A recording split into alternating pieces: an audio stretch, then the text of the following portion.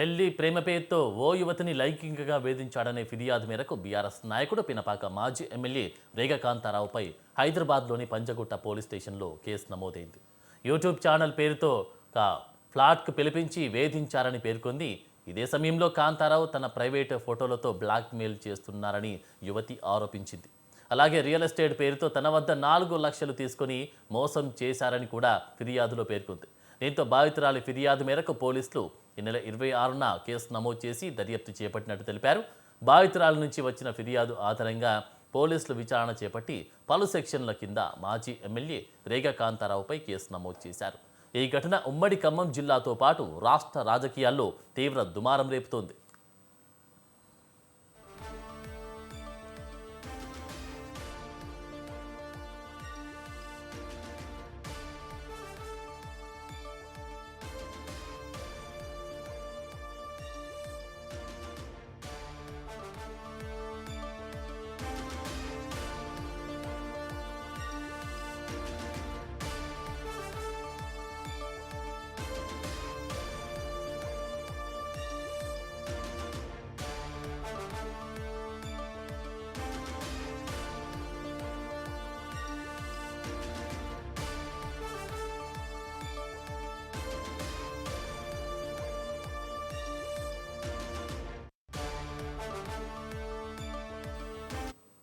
పెళ్లి పేరుతో ఓ యువతిని లైంగికంగా వేధించాడనే ఫిర్యాదు మేరకు బీఆర్ఎస్ నాయకుడు పినపాక మాజీ ఎమ్మెల్యే రేగ కాంతారావుపై హైదరాబాద్లోని పంజగుట్ట పోలీస్ స్టేషన్లో కేసు నమోదైంది.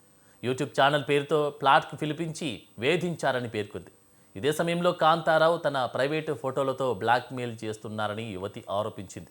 అలాగే రియల్ ఎస్టేట్ పేరుతో తన వద్ద 4 లక్షలు తీసుకుని మోసం చేశారని కూడా ఫిర్యాదులో పేర్కొంది. దీంతో బాధితురాలి ఫిర్యాదు మేరకు పోలీసులు ఈ నెల 26న కేసు నమోదు చేసి దర్యాప్తు చేపట్టినట్టు తెలిపారు. బాధితురాల నుంచి వచ్చినటువంటి ఫిర్యాదు ఆధారంగా పోలీసులు విచారణ చేపట్టి పలు సెక్షన్ల కింద మాజీ ఎమ్మెల్యే రేగ కాంతారావుపై కేసు నమోదు చేశారు. ఈ ఘటన ఉమ్మడి ఖమ్మం జిల్లాతో పాటు రాష్ట్ర రాజకీయాల్లో తీవ్ర దుమారం రేపుతోంది. రైట్, ఇదే అంశానికి సంబంధించి పూర్తి డీటెయిల్స్ మా ప్రతినిధి సవిన్ అందిస్తారు. సవిన్. రేగా కాంతారావు బీఆర్ఎస్ పార్టీ నాయకుడు, మాజీ ఎమ్మెల్యే, భద్రాద్రి కొత్తగూడెం జిల్లా మాజీ అధ్యక్షుడు. ముఖ్యంగా రేగా కాంతారావుపై పంజాగుట్ట పోలీస్ స్టేషన్ లో లైంగిక వేధింపుల కేసు నమోదైంది.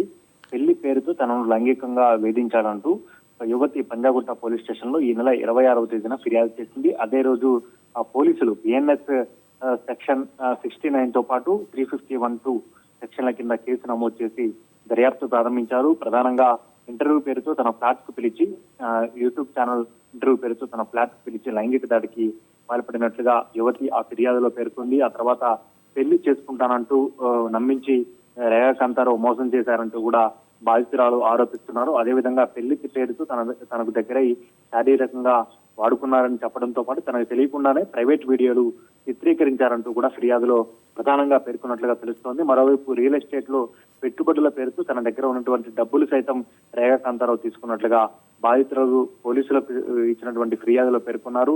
తన ఫోన్ యాక్సెస్ చేసి తన స్నేహితులారికి సైతం ఇదే రీతిలో మెసేజ్లు చేసి దగ్గరైనట్లు బాధితురాలు ఫిర్యాదు చేసింది. రేగా కాంతారావుపై ఇప్పటికే పోలీసులు, పంజాగుట్ట పోలీసులు కేసు నమోదు చేసి దర్యాప్తు చేస్తున్నారు. దీనికి సంబంధించి ఇది ఉమ్మడి ఖమ్మం జిల్లా, అదేవిధంగా బీఆర్ఎస్ పార్టీ వర్గాల్లో చర్చనీయాంశంగా మారిందని చెప్పుకోవచ్చు. ప్రధానంగా 2009, అదేవిధంగా 2018 అసెంబ్లీ ఎన్నికల్లో రేగా కాంతారావు 2009, 2018 అసెంబ్లీ ఎన్నికల్లో రేగా కాంతారావు భద్రాద్రి కొత్తగూడెం జిల్లా పినపాక అసెంబ్లీ నియోజకవర్గం నుంచి ఎమ్మెల్యేగా గెలిచారు. 18లో కాంగ్రెస్ పార్టీ నుంచి ఎమ్మెల్యేగా గెలిచిన తర్వాత బీఆర్ఎస్ పార్టీలో చేరారు. బీఆర్ఎస్ పార్టీలో చేరి ప్రభుత్వ విప్గా పనిచేశారు.